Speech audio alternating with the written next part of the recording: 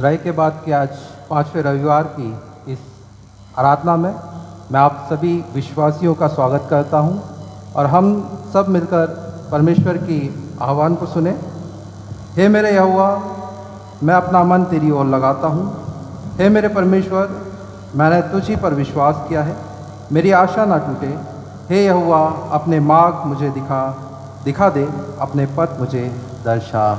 हम एक छोटी सी प्रार्थना करेंगे और आज की हम आराधना में फिर शामिल होंगे। आइए हम अपनी आंखों को बंद करें और हम प्रार्थना में जाएंगे। हे अनुग्रहकारी सामर्थ्य पिता परमेश्वर, एक बार फिर खुदा आज की सुंदर सुबह में हम आपके चरणों के निकट आते खुदा और आपको हृदय से धन्यवाद देते खुदावन कि आपने इस विषम परिस्थिति में भी खुदा आपने इस डिजिटल इंस्ट्रूमेंट्स के द्वारा खुदा आपने हम सबको ऐसा मन दिया कि हम आपकी स्तुति आराधना खुदावन करने पाते हैं खुदा। और प्रार्थना करते हैं खुदा कि आज की इस आराधना में वचन उपदेश में आप हमारे साथ हुए खुदा और अपनी पवित्र आत्मा से आप हम सबको भरे खुदावन और होने दीजिए खुदा कि हम सब से आप अपनी महिमा ले खुदा, जिसके लिए आपने हमें सृजा है खुदावन। हम मिट्टी हैं, आप तुम्हारे खुदा, आप हमें उठाइए और अपनी महिमा के लिए एक सुंदर पात्र बनाइए खुदा। होने दीजिए खुदा कि आने वाले समय में आप हम सब के बीच में मध्य में उपस्थित हों और हम सबको आप अपनी पवित्र आत्मा से भरें, ताकि हम सब एक मन एक चित होकर खुदा आपकी महिमा स्तुति और आपके प्रेम में, आपकी एकता में, आपकी मनसा में हमेशा आगे और आगे बढ़ते बढ़ते चले जाएं खुदा। एक बार फिर सारी बातों के लिए आपको हृदय से धन्यवाद देता हूं खुदा और इस प्रार्थना को यीशु के मीठा मधुर नाम में मांग लेता हूं, आमीन। हम अपनी आराधना का प्रारंभ गीत गाकर करेंगे। गीत नंबर 672। गीत नंबर 672। He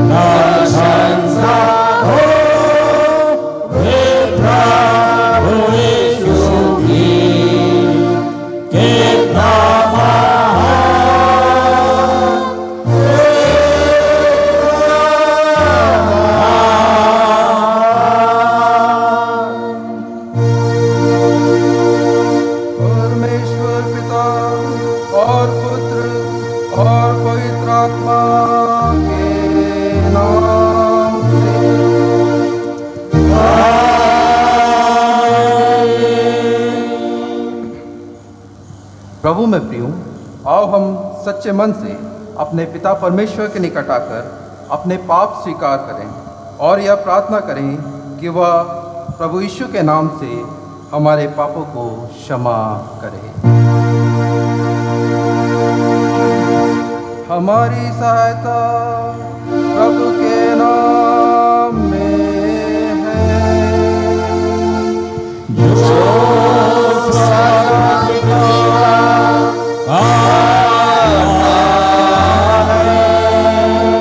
मैंने कहा कि मैं अपने प्रभु के सामने अपने पापों को स्वीकार करूंगा।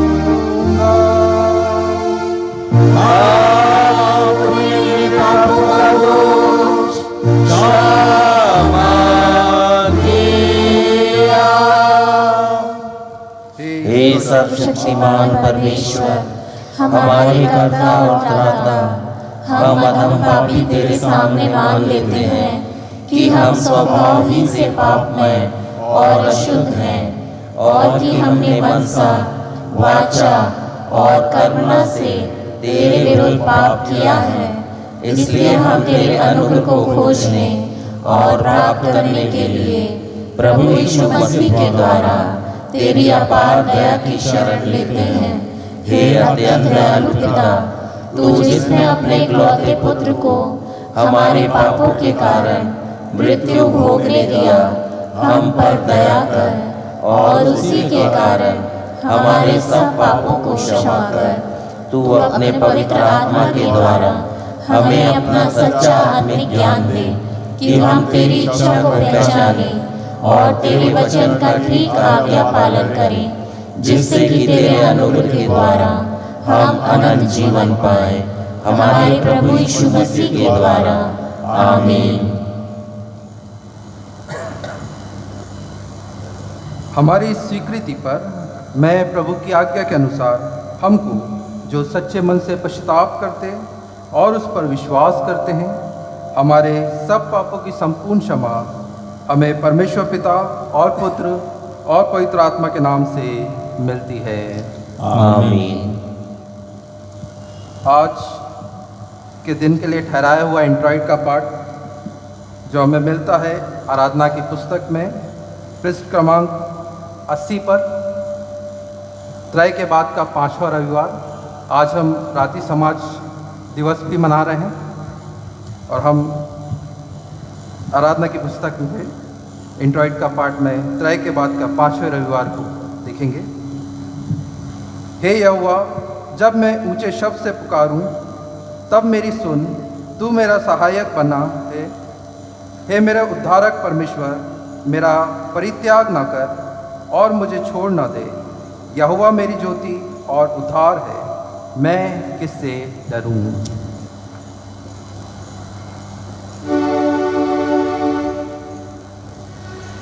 परमेश्वर पिता पुत्र और पवित्र आत्मा की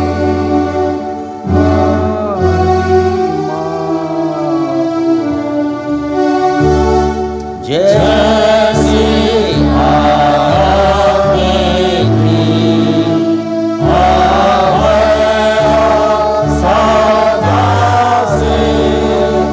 Oh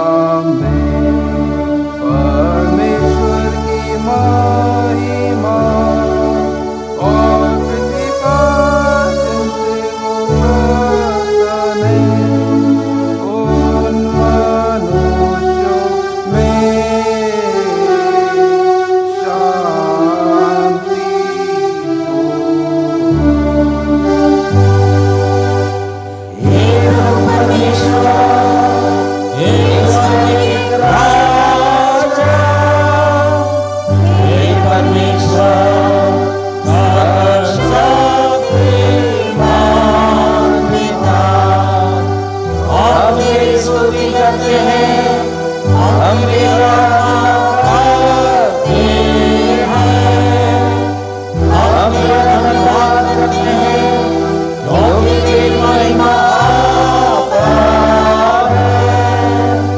हे प्रभु परमेश्वर के इकलौते पुत्र यीशु मसीह, हे प्रभु परमेश्वर के मेमने, जो जगत के पाप उठाने जा रहा है, हम पर दया कर। तू जगत के पाप उठाने जा रहा है,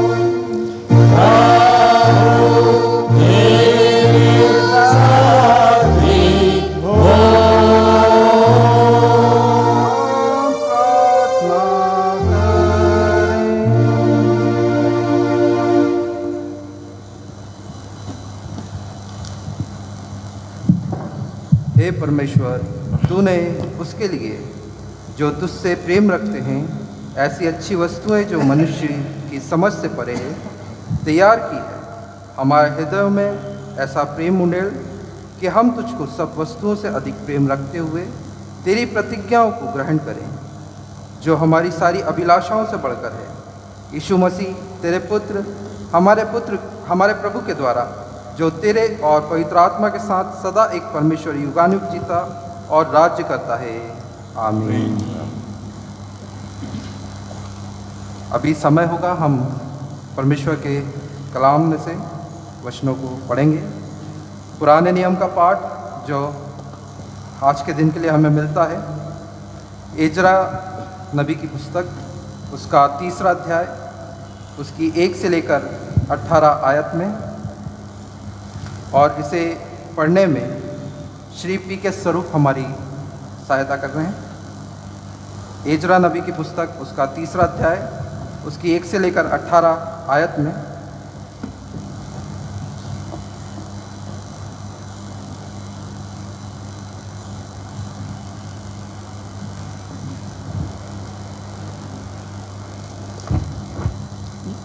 पुराने नियम का पाठ जो हमें मिलता है एजरा 3 पहली आयत से 18वीं आयत तक।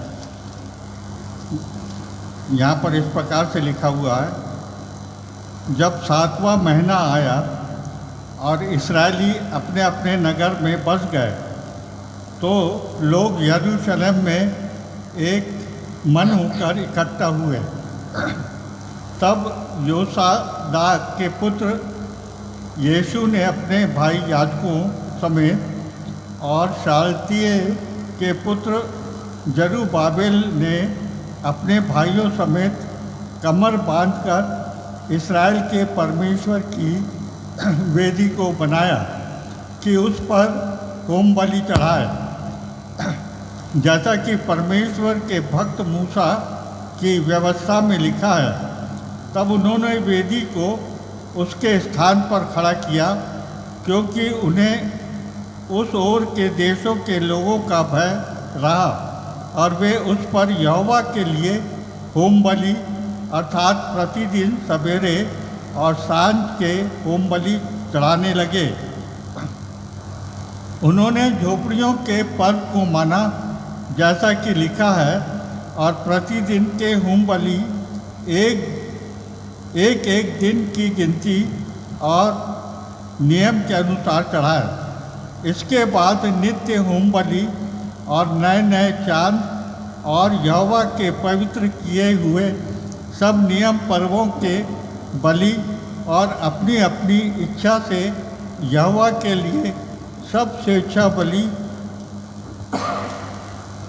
हर एक के लिए बलि चढ़ाए। 7वें महीने के पहले दिन से वे यहोवा को होम बलि चढ़ाने लगे, परंतु यहोवा के मंदिर की नींव तब तक न डाली गई थी। तब उन्होंने पत्थर गढ़ने वाले और कारीगरों को रुपया और सीदोनी और सोरी लोगों को खाने पीने की वस्तुएं और तेल दिया कि वे फारस के राजा खुसरू के पत्र के अनुसार देवदार की लकड़ी लबानोन से याफा के पास के समुद्र में पहुंचाए। उनके परमेश्वर के भवन में जो यरूशलेम में है, आने के दूसरे वर्ष के दूसरे महीने में शालतिएल के पुत्र जरुब्बाबेल ने और योसादाक के पुत्र यीशु ने और उनके अन्य भाइयों ने, जो याजक और लेवी थे और जितने बंधुआई से यरूशलेम में आए थे, उन्होंने भी काम को आरंभ किया और 20 वर्ष अथवा उससे अधिक अवस्था के लेवियों को यहोवा का काम चलाने के लिए नियुक्त किया।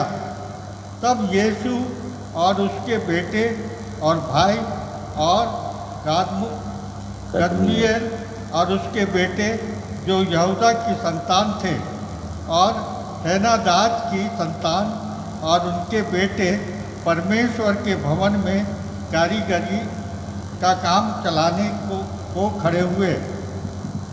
तब राजमिस्त्रियों ने यहोवा के मंदिर की नींव डाली।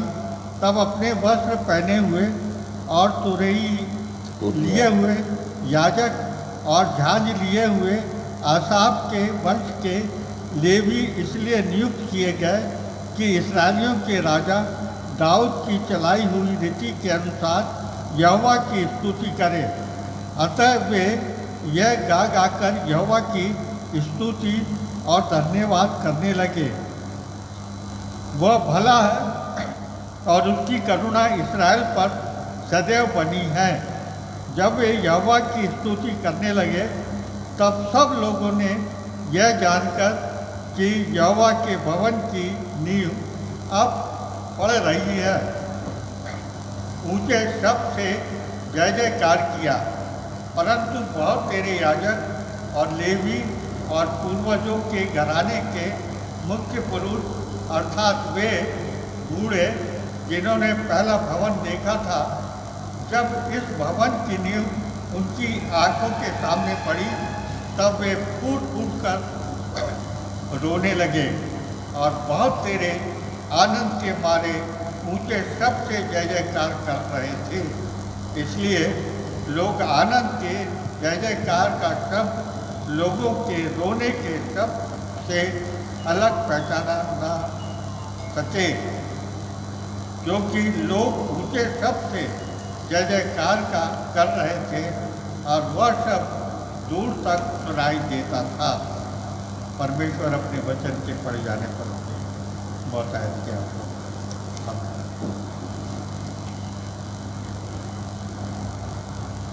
हे पवित्र परमेश्वर, हे पवित्र स्वशक्तिमान परमेश्वर, हे पवित्र अनादि परमेश्वर, हम पर दया कर। इसी के साथ हम आज के दिन के लिए ठहराए हुए पत्री के पाठ को भी देखेंगे, जो हमें मिलता है इब्रानियों की पत्री, उसका 2 अध्याय और उसकी 5 से लेकर 18 आयत तक। इब्रानियों की पत्री, उसका 2 अध्याय, उसकी 5 से लेकर 18 आयत तक, और इसे पढ़ने में हमारी अगुवाई कर रहे हैं श्री विनीत अल्बर्ट। आइए आज के पत्री के पाठ को हम पढ़ेंगे जो हमें मिलता है इब्रानियों की पत्री 2 अध्याय 5वीं आयत से 18वीं आयत तक। उसने उस आने वाले जगत को जिसकी चर्चा हम कर रहे हैं स्वर्गदूतों के अधीन न किया, वरन किसी ने कही यह गवाही दी है, मनुष्य क्या है कि तू उसकी सुधि लेता है, या मनुष्य का पुत्र क्या है कि तू उसकी चिंता करता है। तूने उसे स्वर्गदूतों से कुछ ही कम किया, तूने उस पर महिमा और आदर का मुकुट रखा और उसे अपने हाथों के कामों पर अधिकार दिया। तूने सब कुछ उसके पाँव के नीचे कर दिया, इसलिए जबकि उसने सब कुछ उसके अधीन कर दिया तो उसने कुछ भी रख न छोड़ा जो उसके अधीन ना हो। पर हम अब तक सब कुछ उसके अधीन नहीं देखते, पर हम यीशु को जो स्वर्गदूतों से कुछ ही कम किया गया था, मृत्यु का दुख उठाने के कारण महिमा और आदर का मुकुट पहने हुए देखते हैं, ताकि परमेश्वर के अनुग्रह से वह हर एक मनुष्य के लिए मृत्यु का स्वाद चखे। क्योंकि जिसके लिए सब कुछ है और जिसके द्वारा सब कुछ है, उसे यही अच्छा लगा कि जब वह बहुत से पुत्रों को महिमा में पहुँचाए तो उनके उद्धार के कर्ता को दुख उठाने के द्वारा सिद्ध करे। क्योंकि पवित्र करने वाला और जो पवित्र किए जाते हैं सब एक ही मूल से हैं। इस कारण वह उन्हें भाई कहने से नहीं लजाता।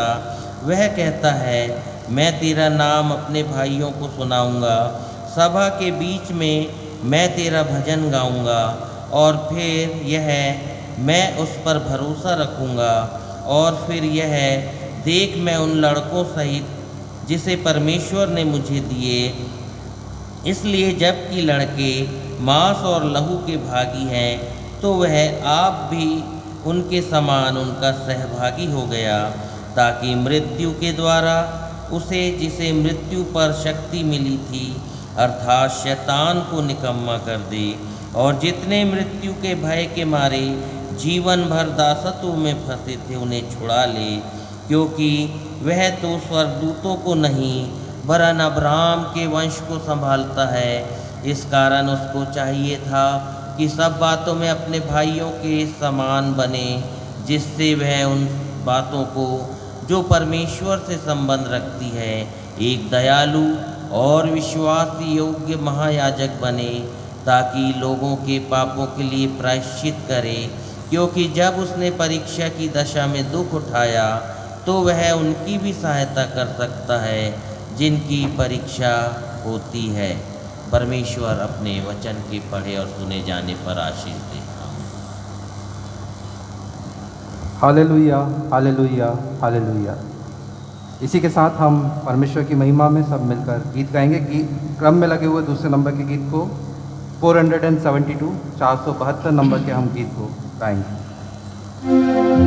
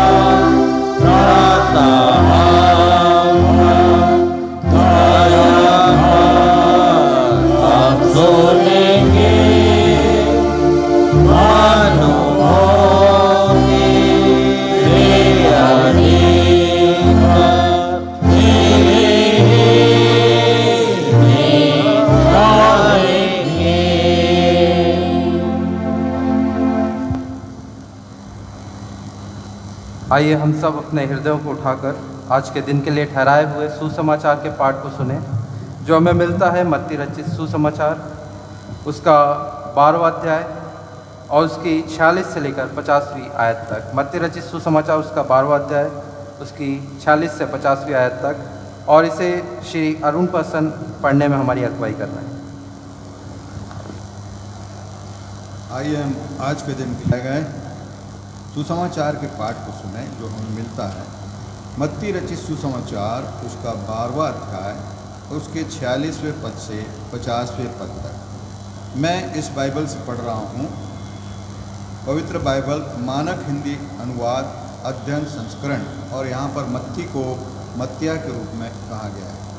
और ये पद हमको मरकुस में भी मिलते हैं और लूका में भी मिलते हैं। मरकुस में 3:31 से 35 और लूका रचित सुसमाचार में 8:13 से 21। यहाँ पर इस प्रकार से लिखा है, जब मसीह यीशु जन समूह से उन्मुख थे, उनकी माता और उनके भाई उनसे भेंट करने की प्रतीक्षा में बाहर ठहरे हुए थे। किसी ने उन्हें सूचित किया, आपकी माता और भाई बाहर आपसे भेंट करने के लिए प्रतीक्षा कर रहे हैं। जिस व्यक्ति ने मसीह यीशु को यह सूचना दी थी, उसने मसीह यीशु से पूछा, वास्तव में कौन है मेरी माता और कौन है मेरा भाई? तब शिष्यों की ओर संकेत करते हुए मसीह यीशु ने कहा, ये हैं मेरे भाई, मेरी बहन और मेरी माता। जो कोई मेरे स्वर्गीय पिता की इच्छा पूर्ण करता है, वही है मेरा भाई, मेरी बहन तथा मेरी माता। यहाँ सुसमाचार का पाठ समाप्त होता है। वचन के पढ़े और सुने जाने पे प्रभु हम सबको आशीषित करें। आइए हम सब मिलकर अपने विश्वास वचन का अंगीकार करेंगे नाइसीन विश्वास वचन के अनुसार। मैं विश्वास करता हूँ एक परमेश्वर सर्वशक्तिमान पिता पर, जो स्वर्ग और पृथ्वी और सब दृश्य और अदृश्य पदार्थों का करता है। मैं विश्वास करता हूँ एक यीशु मसीह पर, जो परमेश्वर का इकलौता पुत्र है, सर्वयुगों से पहले वो पिता से उत्पन्न हुआ, परमेश्वर से परमेश्वर, ज्योति से ज्योति, सत्य परमेश्वर से सत्य परमेश्वर, सृजा हुआ नहीं, पिता के साथ एक तत्व, जिसके द्वारा सब कुछ उत्पन्न हुआ। वह हम मनुष्यों के लिए और हमारे त्राण के लिए स्वर्ग से उतर आया, पवित्र आत्मा के द्वारा कुमारी मरियम से शरीरधारी हुआ और मनुष्य बना। पौंत पिलात के अधिकार में हमारे लिए क्रूस पर चढ़ाया गया, दुख भोगा, कब्र में रखा गया और भविष्यवाणी के अनुसार तीसरे दिन जी उठा, स्वर्ग पर चढ़ गया और पिता की दाहिनी ओर बैठा है, और जीवितों और मृतकों का न्याय करने को महिमा के साथ फिर आएगा। उसके राज्य का अंत न होगा। मैं विश्वास करता हूँ पवित्र आत्मा पर, जो प्रभु और जीवन दाता है। वह पिता और पुत्र से निकलता है, पिता और पुत्र के साथ उसकी आराधना और महिमा होती है। उसने नबियों के द्वारा बातें की। मैं विश्वास करता हूँ एक पवित्र विश्वव्यापी प्रेरित कलीसिया पर। मैं मानता हूँ एक बपतिस्मा जो पाप क्षमा के लिए है, और मैं मृतकों के पुनरुत्थान और आगामी जीवन की राह देखता हूँ। आमीन। अभी समय होगा, हम परमेश्वर की महिमा में क्रम में लगे हुए 30 नंबर के गीत को गाएंगे, और उसके बाद हम वचन पर मनन करेंगे। और आज हमारे बीच में उपदेश के लिए श्री CR के हैमिल्टन हैं, हम उनके द्वारा वचन पर मनन करने पाएंगे। हम गीत गाएंगे, गीत नंबर 390 का नंबर।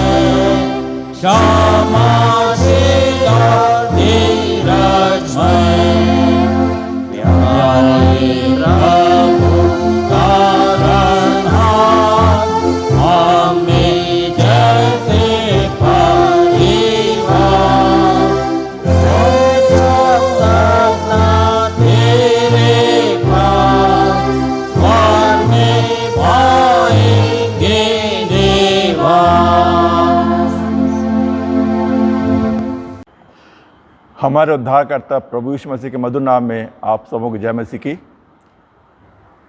जैसा कि हम सब जानते हैं कि आज हम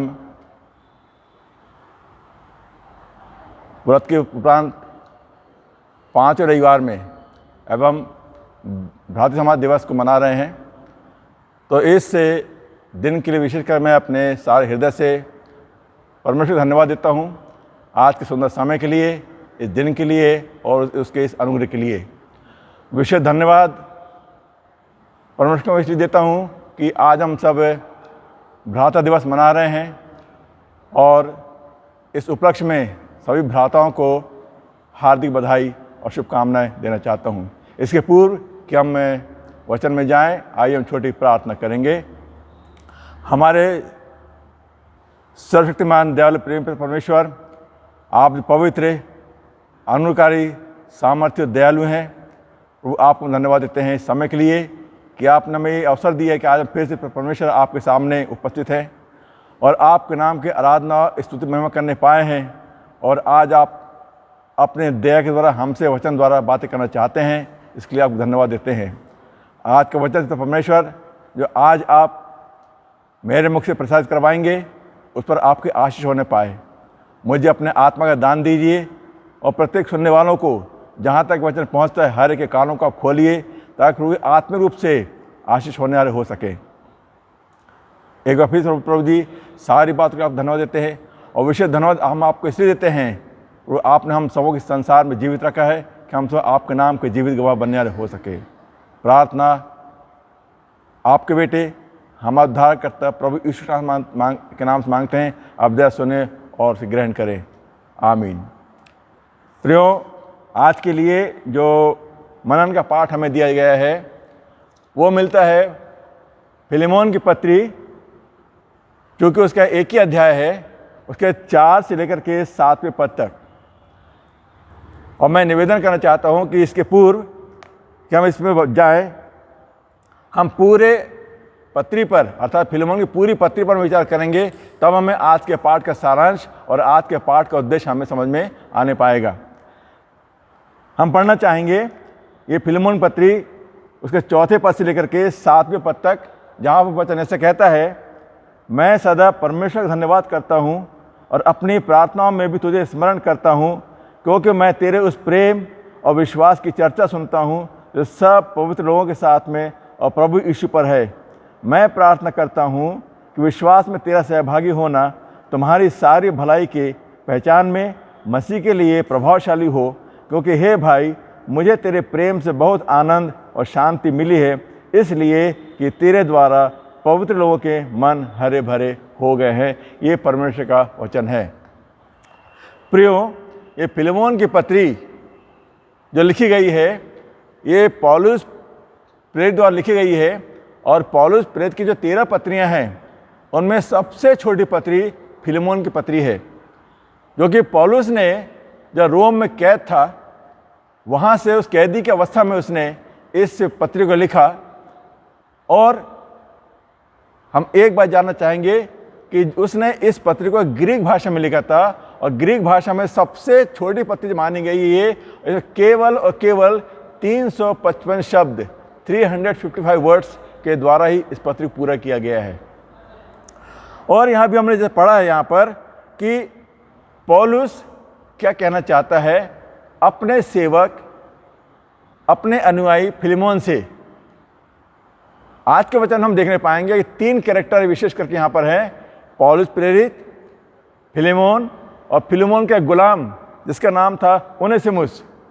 इसके विषय हम जानना चाहेंगे कि आज हमसे वचन क्या सिखाना चाहता है। जबकि जैसा कि हम भ्रातृ समाज दिवस मना रहे हैं और हम भ्राताओं के प्रति परमेश्वर क्या सिखाना चाहता है, क्या बताना चाहता है, ये वचन आज हमको सिखाएगा। सबसे पहली बात हम देखते हैं कि पौलुस निरंतर फिलेमोन से कहता है कि मैं प्रार्थना में धन्यवाद करता हूँ और प्रार्थना में तुम्हें स्मरण करता हूँ। दूसरी बात फिलेमोन के विषय में कहता है वो कि सब पवित्र लोगों के साथ में और प्रभु यीशु मसीह के साथ में तुम्हारा प्रेम और विश्वास स्थिर है। और आगे बताता है कि विश्वास में सहभागी होना और भलाई के लिए प्रभावशाली होना ये पौलुस द्वारा प्रार्थना की जाती है। और बताया गया है कि फिलेमोन का प्रेम जो वो अपने लोगों से करता है, प्रभु यीशु से करता है, वो पौलुस को बहुत अच्छा लगता है और लोगों को इसकी भलाई से, इसकी सेवा से लोगों को बहुत खुशी प्राप्त होती है। फिलेमोन की पत्री जो ईस्वी सन 62 के आसपास लिखी गई है और फिलेमोन का मतलब ही होता है लविंग अर्थात प्रेमी।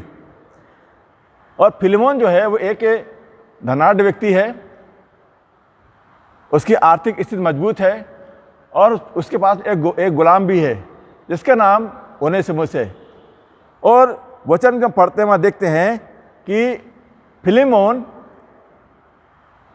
कुलुस्से नगर में रह करके अपने परिवार साथ में प्रभु की सेवा करता है और वहाँ पर एक कलीसिया चलाता है जो कि गृह कलीसिया कहलाती है, जिसको कहते हैं हाउस चर्च। और बताया गया वचन में कि वह हाउस चर्च का बिशप ये फिलेमोन ही ठहरता है और उस सारे नगर के लोग वहाँ पर आकर के उस कलीसिया में, उस आराधना में संभागी होते हैं। और ओनेसिमुस जो है, जो फिलेमोन का दास है, वचन के अनुसार बताया जाता है कि वो फिलेमोन की इस धन संपत्ति में से कुछ थोड़ा सा चुरा करके वो भाग जाता है। और कहाँ भागता है वो? रोम को भागता है। जैसा कि अभी हमने सुना या अभी हमने जाना कि रोम में कैद की अवस्था में जो पौलुस है उससे ओनेसिमुस की पहचान या मुलाकात होती है। और हम जानते हैं कि ओनेसिमुस जो कि चोर प्रवृत्ति का था, फिलेमोन की संपत्ति में से चुरा करके भाग जाता है और जब पौलुस के संपर्क में आता है तो पौलुस उसको अपने प्रेम के द्वारा, प्रभु के वचन के द्वारा उसका हृदय परिवर्तित कर देता है और फिर वो ओनेसिमुस जो है एक सच्चा मसीह बन जाता है। फिलेमोन की पत्री के जब पूर्ण अध्ययन जब करते हैं हम देखते हैं कि यहाँ पर 3 कैरेक्टर जो मुख्य हैं, एक है पौलुस प्रेरित, दूसरा फिलेमोन और तीसरा उसका जो गुलाम है ओनेसिमुस। कुलुस्से नगर में फिलेमोन के साथ में उसकी पत्नी जिसका नाम यह बताया गया है कि अपिफिया और उसका एक बेटा जिसका नाम था अर्खिपुस। यहाँ बेटा शब्द बताया नहीं गया किंतु अर्खिपुस जो है वो फिलेमोन का बेटा है, अपिफिया जो है वो फिलेमोन की पत्नी है और फिलेमोन स्वयं, ये तीनों मिलकर के एक कलीसिया का संचालन करते हैं। और यहाँ हम देखते हैं कि पौलुस क्या कहता है उस कुलुस्से नगर के रहने वाले फिलेमोन से कि मैं तुम्हारे लिए परमेश्वर को धन्यवाद देता हूँ और निरंतर तुम्हारे लिए प्रार्थना करता हूँ। यहाँ देखते हैं कि धन्यवाद और प्रार्थना एक मसीह जीवन का मुख्य अंग पाया जाता है। जब हम किसी के लिए प्रार्थना करते हैं या कोई हमारे लिए प्रार्थना करता है तो जिसके लिए प्रार्थना की जाती है उसको बड़ा आनंद होता है, उसको बहुत अच्छा लगता है और वह हमेशा जो प्रार्थना करने वाले व्यक्ति की बड़ाई करता है, प्रशंसा करता है।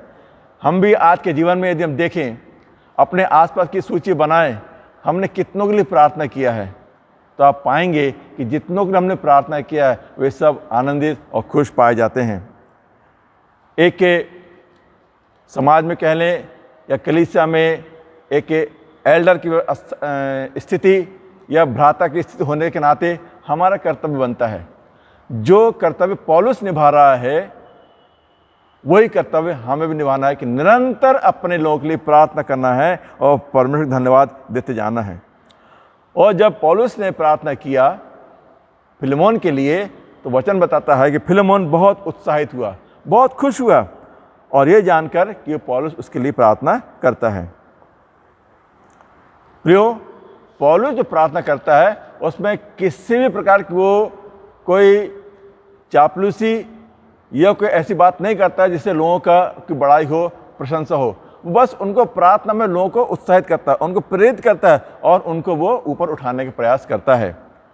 पौलुस हमेशा एक ऐसा धर्म प्रचारक गिना गया है जिसने हमेशा लोगों की सहायता किया है, हमेशा लोगों को उसने आत्मिक रीति से उसने ऊंचा उठाया है।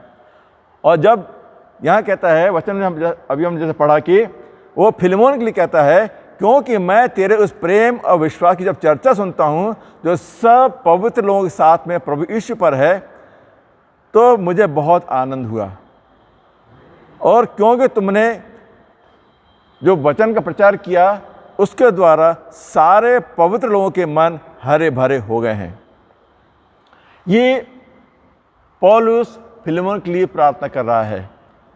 पर उसके आगे हम देखते हैं कि पौलुस जब प्रार्थना करता है फिलेमोन के लिए, और फिलेमोन के घर से एक व्यक्ति जिसका नाम ओनेसिमुस था, जो उसका की गुलाम था, वो उसके घर धन संपत्ति लेकर के भाग जाता है। और हम सब जानते हैं कि वो कहाँ भागता है, वो रोम में भागता है। और जब हम इसका जांच पड़ताल करते हैं या जानकारी लेते हैं तो हम जानते हैं कि कुलुस्सी नगर से रोम की दूरी लगभग 833 मील 833 माइल्स होती, अर्थात यदि किलोमीटर माना जाए तो 1340 किलोमीटर, इतना दूर वो ओनेसिमुस भाग जाता है पौलुस के पास में। और वहाँ पर पौलुस उसको वचन द्वारा एक सच्चा मसीह बना देता है। पौलुस का एक निवेदन वो ओनेसिमुस से के लिए रहता है जो फिलेमोन से करता है। क्या करता है वो? यहाँ हम जानते हैं कि ओनेसिमुस जो है वो एक अपराधी प्रवृत्ति का व्यक्ति है और फिलेमोन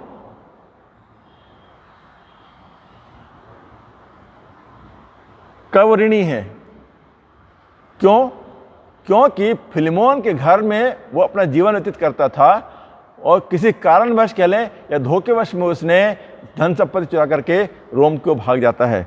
और यहाँ हम देखते हैं कि पौलुस के द्वारा ही जो फिलेमोन विश्वास में लाया गया था, तो यहाँ पर हम देखते हैं कि वहाँ पर ओनेसिमुस फिलेमोन का कर्जदार और यहाँ फिलेमोन जो है वो पौलुस का कर्जदार है। और सबों को एक दूसरे कर्ज को उतारना है, कर्ज को देना है, उनको जमा करना है। ओनेसिमुस जो जिसका अर्थ होता है उपयोगी, यूजफुल, और फिलेमोन जो उसका अर्थ होता है लविंग या प्रेमी स्वभाव का व्यक्ति। तो पौलुस का निवेदन जो फिलेमोन से होता है वो एक दास के लिए, ऐसे दास के लिए जिसने कि उसके घर की धन संपत्ति चुरा लिया। ओनेसिमुस को एक दास के समान जो व्यवहार करना चाहिए था वो ना करते हुए उसने उसके साथ में एक अपराधी का उसने स्वभाव प्रकट किया। और हम जानते हैं कि पौलुस का निवेदन जो फिलेमोन से होता है कि मैं ओनेसिमुस को तेरे पास भेज रहा हूं, परंतु तू उसको एक दास के समान नहीं किंतु एक भाई के रूप में स्वीकार कर ले। एक बड़ी विडंबना वाली बात है कि हमारा अपराधी यदि हमारे पास वापस आए तो क्या उसे हम स्वीकार करेंगे? यही स्थिति फिलेमोन के सामने होती है। पौलुस ओनेसिमुस को वापस फिलेमोन के पास भेज रहा है और फिलेमोन को उसको एक अपराधी के नाई नहीं, दास के नाई नहीं, किंतु एक भाई के समान स्वीकार करना है। यदि ये स्थिति आज के वर्तमान परिप्रेक्ष्य में यदि हमारे सामने आए तो बहुत कठिन बात महसूस होती है। पर यहाँ हम देखते हैं कि पौलुस फिलेमोन को नम्रता, दीनता और मेल मिलाप का पाठ सिखाना चाहता है। वचन हमें सिखाता है कि जब भी हम दूसरों के अपराध क्षमा करें तो परमेश्वर हमारे अपराध क्षमा करेगा। हम सब जानते हैं जब प्रभु यीशु मसीह ने चेलों को प्रार्थना करना सिखाया हम प्रतिदिन प्रार्थना बोलते हैं कि जैसे हमने हमारे अपराधों को क्षमा किया प्रभु, वैसे तो हमारे अपराधों को क्षमा कर।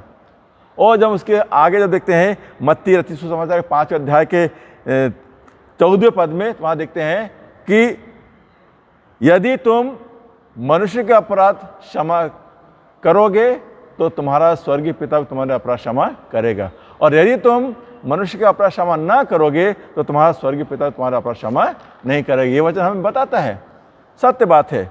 हम अपराध क्षमा करेंगे तो हमारे अपराध क्षमा करने के लिए आज हमारा प्रभु तैयार है। यहाँ पर पौलुस फिलेमोन से एक विशेष प्रकार निवेदन करता है कि तेरे दास, तेरे गुलाम ने जो ओनेसिमुस जो तेरी चोरी किया है, जो तेरा नुकसान किया है, उसको मद्देनजर न रखते हुए उसको क्षमा कर दे और एक भाई के रूप में उसको स्वीकार कर ले। और यहाँ पर देखते हैं कि पौलुस जो है फिलेमोन के एक बड़ा आश्वासन देता है। क्या कहता है?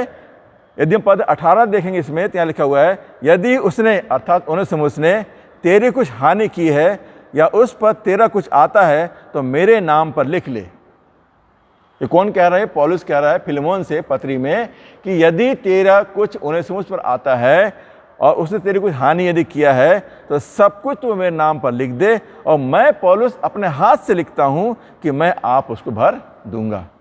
कितनी अच्छी बात है।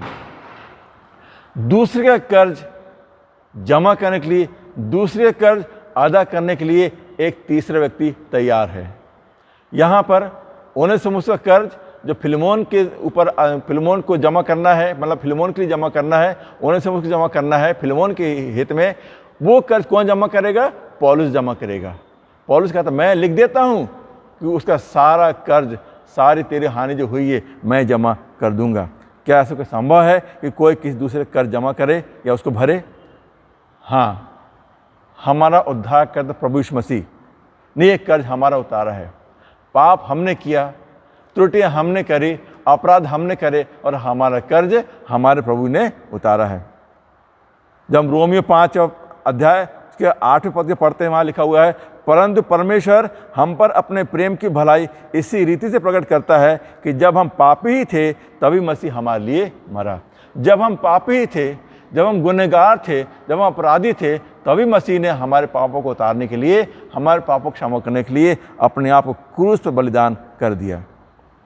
इसी प्रकार से पुराने नियम का एक हम बहुत अच्छा उदाहरण देखते हैं। वो उदाहरण है मूसा का, जो कि निर्गमन की पुस्तक उसका 32वां अध्याय और 30वें पद में लिखा हुआ है। ये उस समय घटना है जबकि मूसा यहोशू के साथ में पर्वत पर चढ़ता है कि परमेश्वर की लिखी 10 आज्ञा वो लेकर के इस पृथ्वी पर आए और इस्राएल को सुनाए। पर हम जानते हैं जब मूसा को आने में देर हो गई, पहाड़ से उतरने में, तो यहाँ हारून और उसके साथ सारे इस्राएलियों ने मिलकर के एक बछड़ा तैयार कर लिया, एक मूर्ति तैयार कर लिया और उसकी वो दंडवत करने लगे, उसकी उपासना करने लगे। और जब मूसा जब पर्वत से नीचे उतर रहा था, उसको सुनाई दिया कि कहीं कोलाहल हो रहा है, गाने बजाने की आवाज़ आ रही है, तो वो कहता है कि मुझे कुछ सुनाई देता है।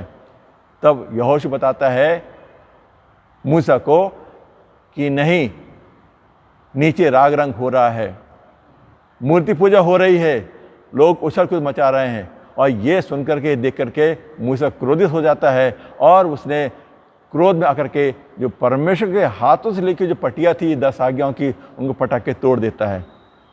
और आगे हम देखते वचन में कहता है कि दूसरे दिन मूसा को पश्चाताप हुआ होगा, मूसा को लगा होगा कि मैंने गलत काम किया परमेश्वर दृष्टि में। उसने कहा, दूसरे दिन मूसा ने लोगों से कहा, तुमने बड़ा ही पाप किया है, अब मैं यहोवा के पास चढ़ जाऊंगा, संभव है कि मैं तुम्हारे पाप का प्रायश्चित कर सकूं।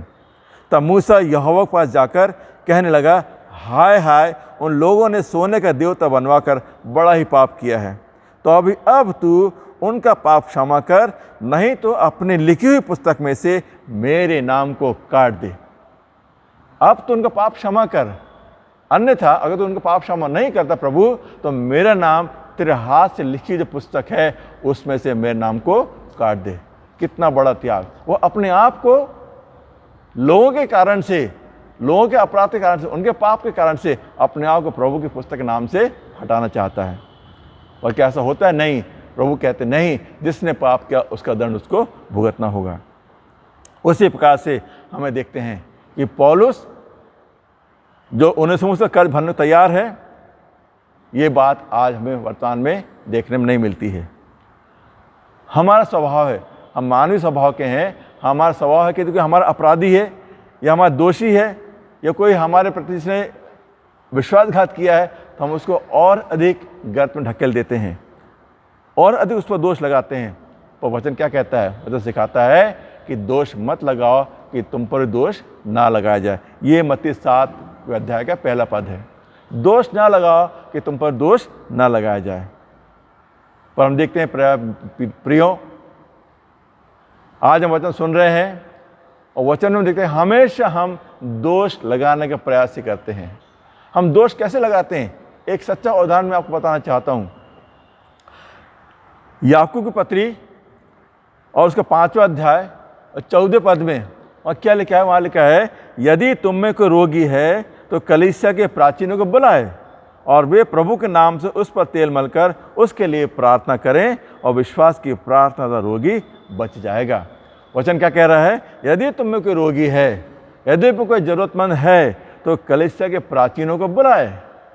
पर आज की स्थिति में हम देखते हैं कि हम लोग अपेक्षा करते हैं, ऐसा चाहते हैं कि प्रार्थना योद्धा या प्रभु के दास दासी हमारे घर स्वयं आए। वचन क्या कहता है? वचन कहता है कि यदि कोई रोगी है तो आप उनको बुलाएं। हम एकदम दोष लगा देते हैं कि हमारे कलीसिया के, हमारे समाज के अगुवे, बुजुर्ग, प्रार्थना योद्धा, पासवान, प्रचारक हमारे घर पर नहीं आ रहे हैं। क्यों दोष लगाते? वे कब तक आएंगे? जब तक आप उनको नहीं बुलाएंगे। ये वचन कहता है यदि कोई रोगी है तो कलीसिया के प्राचीनों को बुलाए। पौलुस ये हमको सिखाना चाहता है कि हम दूसरों के कर्ज को उतारने के लिए उनके अपराधों को हम क्षमा कर दें। और क्योंकि बहुत सी बातें हम देखने पाते हैं यहाँ पर कि पौलुस प्रार्थना के लिए, धन्यवाद देने के लिए, प्रेम के लिए और दूसरों के अपराध के क्षमा करने के लिए आज हमको प्रेरित करता है। क्योंकि उनेसिमुस जो एक अपराधी व्यक्ति था और उस अपराध के कारण से फिलेमोन को चाहिए था कि वो उसका हत्या करवा देता या उसको मृत्यु की सज़ा दिलवा देता, पर पौलुस ने कहा नहीं, उसको तू ऐसा ना कर, उसको तू एक दास के समान नहीं किंतु तू उसको एक भाई के समान उसको स्वीकार कर। और पौलुस को अपना जो अनुयायी है फिलेमोन, उसको बड़ा विश्वास रहता है। क्यों? क्योंकि पौलुस ने ही फिलेमोन को प्रभु के विश्वास में आगे बढ़ाया था। पौलुस ने ही फिलेमोन को एक अच्छा प्रचारक बनाया। पौलुस ने ही फिलेमोन को प्रभु के वचन से भरपूर किया। और आज ये कहता है कि जिस प्रकार से उनेसिमुस तेरा कर्जदार है, फिलेमोन तू मेरा कर्जदार है, क्योंकि मैंने तुझे ऊंचा उठाया है, मैंने तुझे वचन में आगे बढ़ाया है और इसलिए मैं जानता हूं कि तू मेरी हर एक बात को स्वीकार करेगा, उसको मानेगा। पौलुस निवेदन करता है फिलेमोन से और उसके कहता है लिख करके, यह मैं जानता हूं कि जो कुछ मैं कहता हूं तू उससे कहीं बढ़कर करेगा, तू कहीं बढ़कर करेगा। क्यों? क्योंकि मैं तेरे स्वभाव को जानता हूं। पौलुस की एक अपेक्षा है फिलेमोन से। पौलुस की अपेक्षा यह है कि फिलेमोन उसके अपराधी उनेसिमुस को भाई के समान स्वीकार करे। ना सिर्फ उसको भाई के समान स्वीकार करे किंतु उसको सेवा में भी आगे बढ़ाता जाए। इसलिए आज के वचन के द्वारा हम शिक्षा पाते हैं कि जिस प्रकार से पौलुस की बात मान करके फिलेमोन ने उनेसिमुस को एक भाई के समान स्वीकार किया, आज हमारा भी कर्तव्य होता है कि हम भी अपने लोगों को, यदि हमारा कोई अपराधी है, उसकी त्रुटियों को हम नज़रअंदाज कर दें, उनको हम इग्नोर कर दें, और हम उनके एक भाई के समान उनको ट्रीट करें, एक भाई के समान हम उनको स्वीकारते रहें। क्योंकि वचन हमें बार बार सिखाना चाहता है कि हम अपनी बड़ाई के लिए, ये अपने लिए कुछ ना करें, पर दूसरों के लिए करें। क्यों? क्योंकि जैसा कि फिलिप्पियों पत्री उसका 2 अध्याय 3 पद, फिलिप्पियों 2:3 में लिखा हुआ है, विरोध या झूठी बड़ाई के लिए कुछ ना करो, पर दीनता से एक दूसरे को अपने से अच्छा समझो। और आगे लिखा है, हर एक अपने हित की नहीं वरन दूसरों के हित की चिंता करे। और आगे लिखा हुआ है कि जैसा मसीह यीशु का स्वभाव था वैसे तुम्हारा भी स्वभाव हो। और प्रियो, ये सब सारी बातें जो होती हैं ये परमेश्वर की ओर से प्रदत्त रहती हैं, प्रभु की ओर से दी गई बातें होती हैं। और इन सब बातों के पीछे, जैसा कि पौलुस का एक दर्शन रहा, पौलुस का एक विचार रहा कि उनेसिमुस को कैसे ये स्वीकार करेगा। यहाँ पर हम देखते हैं कि पौलुस का एक दर्शन है, और दर्शन क्या है? वो दर्शन ये है कि उनेसिमुस प्रभु का दास बन जाए, और उनेसिमुस के द्वारा दिया किया हुआ जो कर्ज जो लिया हुआ है, जो अपराध किया गया है, वो क्षमा कर दिया जाए। यहाँ हम देखते हैं कि दर्शन की बात हमेशा हमारे जीवन में होना चाहिए। जब हम नीति वचन पुस्तक पढ़ते हैं और उसका 29वां अध्याय और 18वां पद, वहाँ पर बहुत सुंदर बात लिखी हुई है। वहाँ लिखी हुई है कि जहाँ दर्शन की बात नहीं होती वहाँ लोग निरंकुश हो जाते हैं। जहाँ दर्शन की बात नहीं होती वहाँ लोग निरंकुश हो जाते हैं। और यह हम देखते हैं, यदि पौलुस के पास में दर्शन नहीं होता तो शायद उनेसिमुस जो है वो उद्धार नहीं पा सकता था। पौलुस के पास ये दर्शन नहीं होता तो उनेसिमुस वापस फिलेमोन के पास नहीं पहुंच पाता। यदि पौलुस के पास दर्शन नहीं होता तो फिलेमोन एक अच्छा याजक, एक अच्छा सेवक या अच्छा एक प्रचारक नहीं बन सकता था। तो प्रियो, आज का वचन हमें सिखाना चाहता है कि प्रत्येक बातें जो हम करते हैं अपने जीवन में वो परमेश्वर को भाना चाहिए। जैसे कि आज हमने प्रारंभ में देखा कि पौलुस ने बार बार निवेदन किया कि मैं तुम्हारे लिए हमेशा प्रार्थना करता हूँ, मैं निरंतर परमेश्वर को धन्यवाद देता हूँ और प्रार्थना में हमेशा तुम्हें उठाए रहता हूँ। जो व्यक्ति प्रार्थना करता है उससे लोग आनंदित होते हैं, और विश्वास की प्रार्थना जो की जाती है, वचन बताता है कि उस प्रार्थना द्वारा रोगी बच जाता है। प्रभु का वचन हम सब आज सिखाना चाहता है। इसी वचन के आधार पर मैं सारे भाइयों से निवेदन करता हूँ, सारी बहनों से निवेदन करता हूँ, समाज के एक एक लोगों से निवेदन करता हूँ कि जिस प्रकार का स्वभाव पौलुस ने उनेसिमुस के लिए प्रकट किया, कि उसके स्वभाव के द्वारा से फिलेमोन ने उनेसिमुस को स्वीकार किया, और इस प्रकार से हम देखते हैं कि फिलेमोन एक बहुत बड़ी कलीसिया का बिशप बनने पाया है, बहुत बड़ी कलीसिया का एक अध्यक्ष बनने पाया है, जहाँ पर कि उसकी पत्नी और उसका बेटा उसको सहयोग करते थे। आज हम सब मिलकर के आपस में एक सहयोग की भावना रखें, आपस में हम सब ये भावना रखें कि हम एक दूसरे को उठाने का प्रयास करें। यदि किसी ने अपराध किया है तो हम उसके अपराधों को क्षमा करें, क्योंकि क्षमा करने में बड़ी शक्ति होती है। जिनके लिए प्रार्थना की गई है, जिनके अपराध क्षमा किए गए हैं, वे बड़े आनंदित और खुश होते हैं और निरंतर अपने आप को परमेश्वर के लिए धन्यवाद देने तैयार करते हैं। हम धोखा ना करें, क्योंकि परमेश्वर ठट्टों में नहीं उड़ाया जाता, क्योंकि मनुष्य जो कुछ बोता है वही काटेगा। हमने जो जीवन में किया है वही हम उसका फल प्राप्त करेंगे। सो आज का वचन प्रभु ने आज हमको दिया है, उसने हमसे बातें किया है। हम एक बार फिर से सारी बातों के लिए अपने पिता को धन्यवाद देते हैं, और आज के दिन के लिए जो भ्राता समाज का दिवस है उसके लिए हम सारे भ्राताओं को धन्यवाद देते हैं और उनकी सारी शुभकामनाएं प्रेषित करते हैं, और वचन की आशीष की प्रार्थना हर एक के लिए करते हैं। प्रभु अपने इस वचन द्वारा हम सबको बहुत बहुत आशीष दे। आमीन, आमीन और फिर आमीन। आज के सुंदर उपदेश के लिए हम श्री CR के हैमिल्टन को हृदय से धन्यवाद देते हैं, पूरी मंडली की ओर से, पंचायत और पास्टरगण की ओर से, कि आपके द्वारा हम आज इस वचन के द्वारा आशीषित होने पाए। अभी समय होगा हम अपनी मांडलिक सूचनाओं को सुन लेंगे। साप्ताहिक मंडलिक सूचनाएं इस प्रकार से है। जो पिछले रविवार आराधना हुई थी उसमें जो हमें दान प्राप्त हुआ है, रविवार आराधना से 1290 रुपये, पिछले रविवार जो बपतिस्मा हुआ था उससे 500 रुपये, माहवारी दान 41,700 रुपये प्राप्त हुआ। इस प्रकार कुल प्राप्त दान 43,490 रुपये हमें प्राप्त हुआ है। स्थानीय मंडली के पास्टर इंचार्ज एवं पंचायत की ओर से हम भ्रातृ समाज दिवस की हार्दिक शुभकामनाएं देते हैं समस्त भ्राताओं को। और इसके साथ ही एक सूचना और है कि जब तक शासन के आगामी आदेश हमें प्राप्त नहीं हो पाते हैं, स्थिति स्पष्ट नहीं होती है, हम ऐसे ही ऑनलाइन आराधना जारी रखेंगे।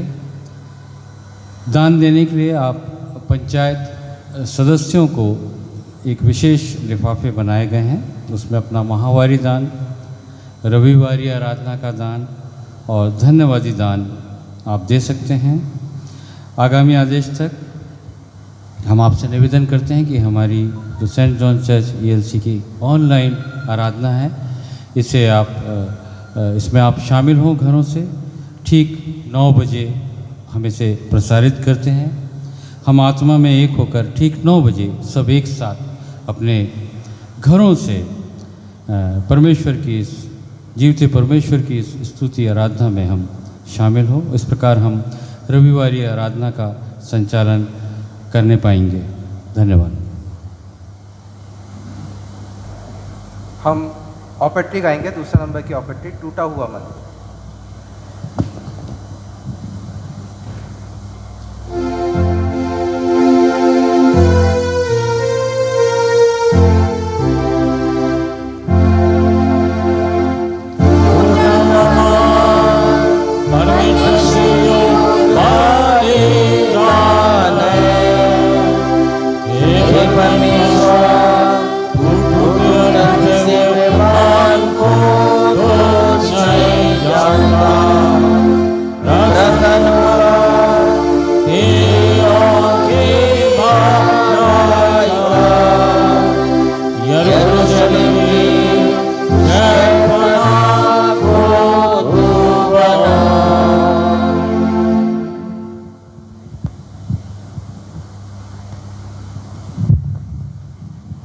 अभी वक्त होगा, हम चौथे नंबर के गीत को गाएंगे, गीत नंबर 289, और इसी में हम अपने दान को भी अर्पित करेंगे।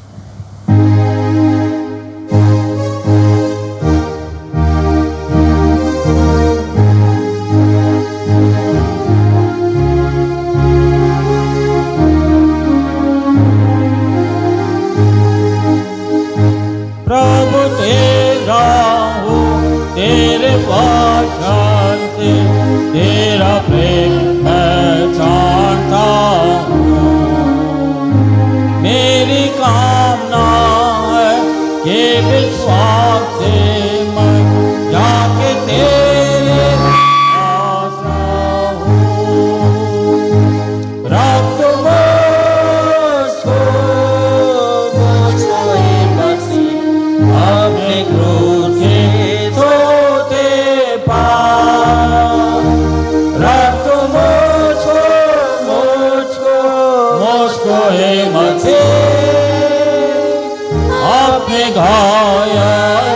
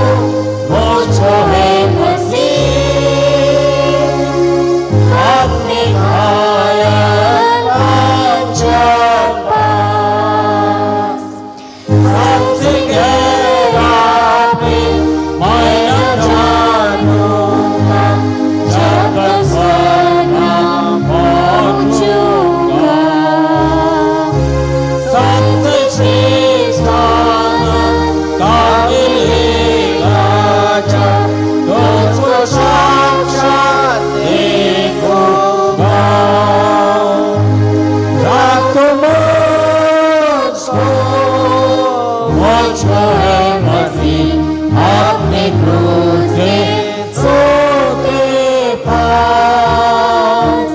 रख मुझको है मसीह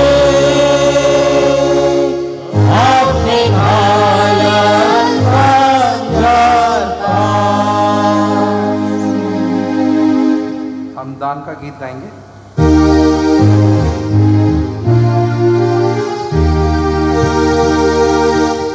जो कुछ हम देते हैं वो दान है तेरा ही।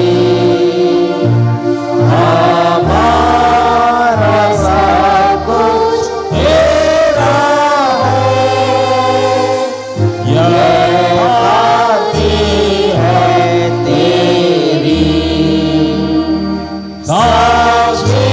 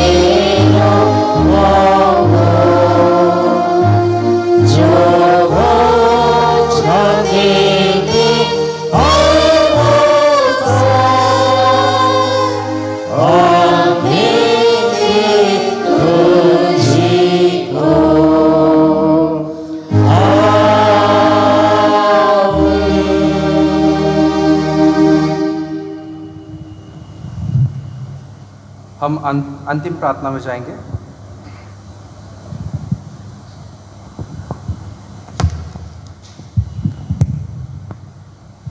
हे स्वशक्तिमान पिता परमेश्वर, हे अनादि परमेश्वर, करुणा निधान, विलंब से क्रोध करने वाले दीन दयालु पिता, एक बार फिर खुदा हम आपके चरणों के निकट आते हैं और आपको हृदय से धन्यवाद देते खुदा कि आपने खुदावन हम सबको अपने अनुग्रह में छुपा के रखा खुदा, और हम सबको इस योग्य बनाया खुदा कि हम आपकी स्तुति महिमा करने के योग्य बन पाए खुदावन।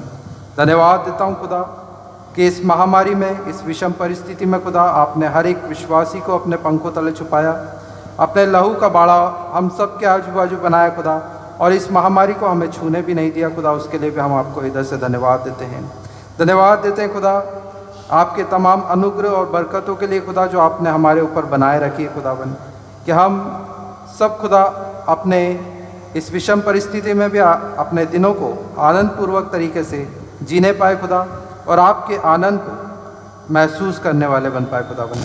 हम धन्यवाद देते खुदा कि आज हम जब प्राति समाज दिवस मनाने पाते हैं खुदा, होने दीजिए खुदावन कि आपका आशीष और आपके अनुग्रह प्रत्येक प्राति समाज के सदस्यों पर बना रहने पाए खुदा, और जिस तरह से वो आपकी स्तुति आराधना करते हैं खुदा, होने दीजिए खुदा उनकी एकता और उनका मेल मिलाप, उनका प्रेम और अधिक बढ़ता चला जाए खुदा, उनकी संगति और अधिक बढ़ती चली जाए खुदा, ताकि वो आपकी महिमा के लिए हमेशा इस्तेमाल होते रहे खुदा।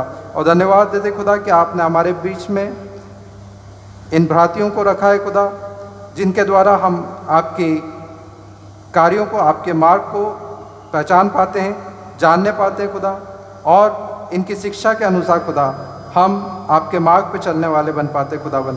धन्यवाद देते खुदा कि आपने इन सब को अपनी सुरक्षा में रखा और सुरक्षित रखा है खुदा, उत्तम स्वास्थ्य प्रदान किया है और इन्हें इस योग्य बनाया खुदा कि ये हर समय हर घड़ी हमारे मार्ग को सुधारने के लिए हमारी अगुवाई करते हैं खुदा, हमारे शिक्षा देते हैं खुदावन, ताकि हम आपकी आत्मिक शिक्षा में और अधिक बढ़ते और बढ़ते चले जाएं खुदावन। एक बार फिर खुदा इस महीने जितनों का जन्मदिन है उन सब को भी हम आपके रक्षा करें हाथों में सौंपते खुदा। उनके जीवन में जब आपने एक नया वर्ष जोड़ा खुदा, जैसा आज तक आपने उन्हें सुरक्षित रखा था, इस नए वर्ष में भी आप उनके साथ होइए, उनकी हर एक मनोकामनाओं को पूरा कीजिए खुदावन, और होने दीजिए खुदा कि वो सब आपकी महिमा के लिए, आपकी योजना के लिए हर पल हर वक्त इस्तेमाल होते रहे खुदा। हम जानते खुदा कि आपने हर व्यक्ति से आपने अपनी योजना बनाई है कि हम इस संसार में रहते हुए खुदा आपकी उस योजना को पूरा करने वाले बन पाए। तो होने दीजिए खुदा कि हम सब आपकी आत्मा से संभाले जाएं और आपकी उस योजना के लिए इस्तेमाल होने पाए खुदावन। हम आपकी आवाज़ को पहचानने पाएँ और आपके मार्ग पे आपकी आवाज़ सुनते हुए पीछे चलने वाले बन पाए खुदा, ताकि जो भी योजना आपने हमारे जीवन से बनाई है उसे हम पूरा करने वाले बन पाए, ताकि हमारे जीवन से आपकी महिमा प्रशंसा बढ़ाई निरंतर होती रहे खुदा। एक बार फिर खुदा उनको भी आपके रक्षाकारी हाथों में सौंपता हूँ खुदा, जिनकी इस महीने एनिवर्सरी है। उनके वैवाहिक जीवन में आपका प्रेम और आपकी मिठास हमेशा बनी रहने पाए खुदा, ताकि वो एक आदर्श परिवार का गठन करके अपने न केवल अपने बच्चों को बल्कि कलीसिया में भी आपकी शिक्षाओं को देते हुए एक आदर्श रूप में हम सबको आपके प्रेम में बढ़ाने वाले बन पाए खुदा। धन्यवाद देता हूँ खुदा कि आपने इन सब भ्रातियों को और हमारी पूरी कलीसिया को, सब लोगों को आपने सुरक्षित रखा है और सब पे अपनी आशीष को रखा है खुदा। प्रार्थना करता हूँ खुदा, जो बीमार हैं, जो दुखी हैं, जो लाचार हैं खुदा, उनके साथ होइए, उनकी सुधि लीजिए और अपने पवित्र लहू भरे हाथों को बढ़ाएं और उन्हें छू लीजिए खुदा, और उन्हें तुरंत अपने नाम से, चमत्कारी नाम से, जो सामर्थ्य नाम इस आकाश के नीचे, इस पृथ्वी के ऊपर हम मनुष्यों के बीच में दिया गया है खुदा, उस सामर्थ्य नाम से हम प्रार्थना करते हैं खुदा कि वो आपकी चंगाई को महसूस करने पाए खुदा। यीशु के पवित्र और पावन नाम में खुदा हम आपकी चंगाई को उन प्रत्येक लोगों के लिए मांग लेते खुदा, जो इस समय बीमार हैं, दुखी हैं और लाचार हैं खुदा, और अपने घर के बिस्तरों पे, अस्पतालों में पड़े हैं खुदा। उनके साथ होइए, उन्हें चंगाई प्रदान कीजिए खुदा, ताकि वो सब एक बार फिर अपने पैरों पर खड़े होकर खुदा आपकी जीवित गवाही देने वाले बन पाए खुदा, आपके नाम को ऊंचा उठाने वाले बन पाए खुदा। एक बार फिर खुदा हृदय से आपको सारी बातों के लिए धन्यवाद देते हैं खुदा कि आपने हम सबको अपनी महिमा के लिए इस्तेमाल किया। हे परमेश्वर, हम इस पृथ्वी पर परदेसी और यात्री हैं, इसलिए हमारी सहायता कर कि हम सत्य, विश्वास और धार्मिक जीवन द्वारा स्वतः को आगामी लोग के लिए तैयार करें। जब तक दिन है हम वही करें जो तूने हमें करने को दिया है, क्योंकि रात आती है जिसमें कोई कुछ काम नहीं कर सकता। जब हमारी मृत्यु समीप हो तब हमें अपनी सामर्थ से संभाल और अपने अनंत निवासों में ग्रहण कर। तेरे पुत्र हमारे प्रभु यीशु मसीह के द्वारा, जो तेरे और पवित्र आत्मा के साथ एक परमेश्वर सदा सर्वदा जीता और राज्य करता है। आमीन। हम सब प्रभु की प्रार्थना करेंगे।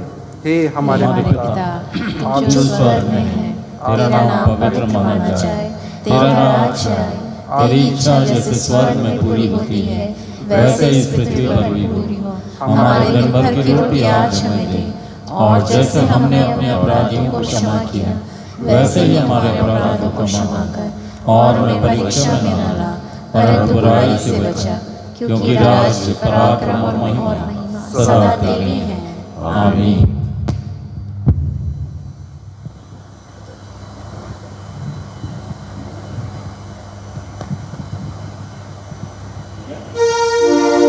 परमेश्वर का धन्यवाद और स्तुति करो।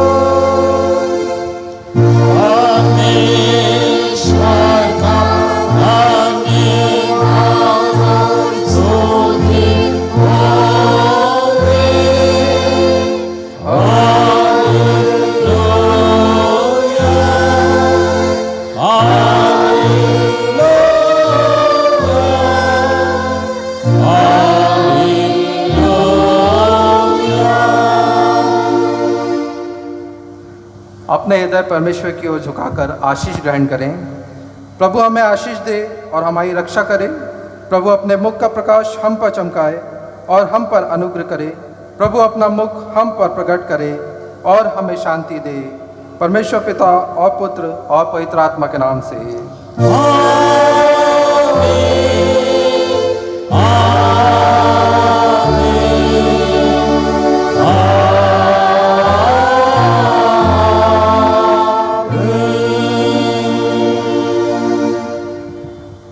हम क्रम में लगे हुए अंतिम गीत को गाकर अपनी आराधना को यही समाप्त करें।